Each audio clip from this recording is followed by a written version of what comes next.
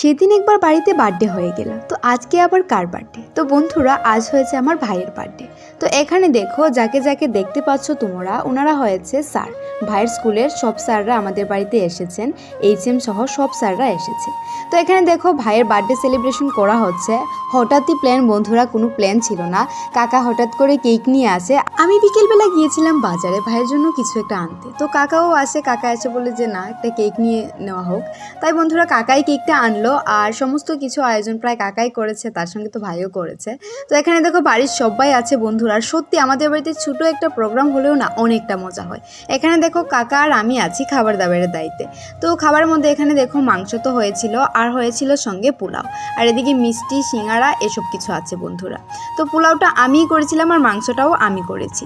আজকের mini blog কেমন লাগলো বন্ধুরা, প্লিজ কমেন্টের মাধ্যমে জানাতে বলুন। আজকের মতো এই পর্যন্তই। সম্পূর্ণ ব্লগটা দেখতে আমার চ্যানেলটা সাবস্ক্রাইব করে আমার পাশে থেকো। টাটা।